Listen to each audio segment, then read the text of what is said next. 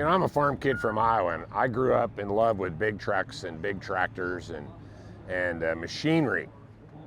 And so initially, I was drawn to the DC-3 when I started flying freight because it's a great big airplane and it's cool. But as I started flying these old airplanes, I started to learn their stories and understand the profound impact that aviation had on our freedom. I became very interested in their stories. And while flying airplanes is really cool, that's a drug that wears off pretty fast. But the drug that keeps me coming back is using these airplanes as a tool to tell a story. Because there's thousands, if not millions, of other kids out there like me, and they're attracted to sound and the noise and the speed.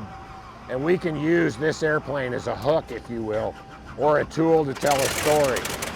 And that's what keeps me coming back.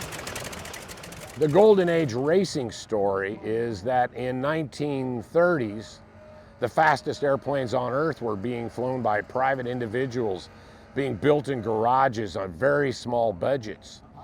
And the military had come off the war to end all wars. And the public wasn't interested in the military or military hardware. And the military was way behind, and we were taking national security for granted. And these airplanes are what gave us the technology we needed to build the World War II fighters. And that's powerful. So this is a replica of a Howard DGA-6. And the DGA-6 is a significant airplane because it was the first airplane to win both the Bendix and the Thompson Trophy. The Bendix Trophy was a cross-country race, and the year it won, it went from nonstop from Oakland, California to Cleveland, Ohio, and won by 30 seconds over Roscoe Turner, who had stopped twice for fuel.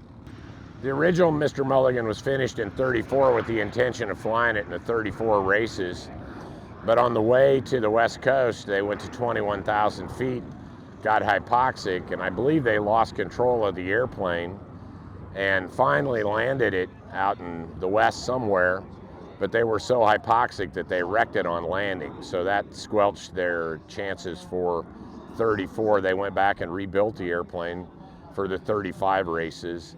You know, the racers at the time were, you know, open cockpit airplanes. Some of them were biplanes, miserable flying characteristics.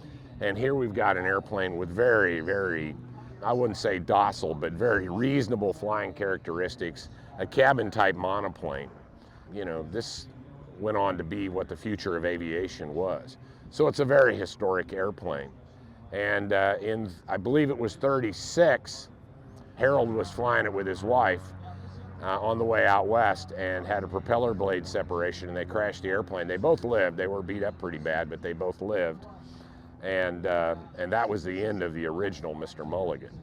In the 80s, Jim Yonkin and some other of his contemporaries were at a saloon somewhere in Oshkosh talking about, Jim had built a replica of the Traveler mystery ship.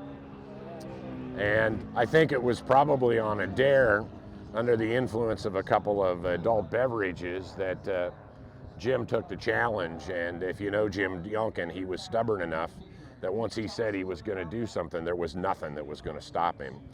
And he and his brother Bob built this airplane in about 8,000 hours. There were no drawings. They built it from pictures. Harold Newman, who flew it in the Thompson race, got to see it and fly with Jim in it and said it was a very accurate replica. So my attraction to this airplane came in kind of a roundabout way. Primarily, I'm a warbird guy. But my transportation airplane way back then was an RV-4. And so I got to know Jim Yonkin through his autopilot business. You know, Jim invented the Century Series autopilots. You know, most people don't have any understanding of his contributions to aviation. When Jim got older, I would sometimes go down and get this airplane and take Jim and his wife to Blakesburg to the antique airplane fly-in. And so I'd flown this airplane quite a bit. And when Jim passed away, you know, Matt and the family were insistent that I buy the airplane. They certainly didn't give it to me, but they made it possible. There were several people that wanted to acquire this airplane, and they made it possible for me to do that. Well, first of all, I'm here to show off the airplane, not the pilot. So you're not going to see me do anything spectacular in this airplane other than go pretty fast, okay? I'm here to put it in front of a crowd and have an announcer read a script that tells a story. And I'm going to fly it enough to make it interesting, and I don't want to pull too hard on it, you know, and I'm not going to go too fast, but the airplane goes comfortably at 250 miles an hour, and based on the crowd reaction, at 250 miles an hour, people go, wow. And that's my job here with it today. Every day you fly an airplane's a good day, and flying here at Sun and Fun is a great day, and I'm really excited to be here.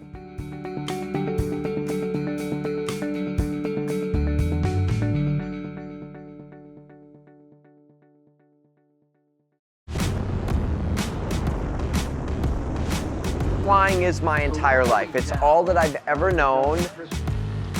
I've relied on Hartzell propellers since about 1995.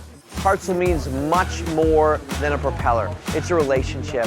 When you hear the phrase built on honor, they care about us as pilots, they care about our community, and they care about the product they build. It's such a proud honor to fly behind that propeller.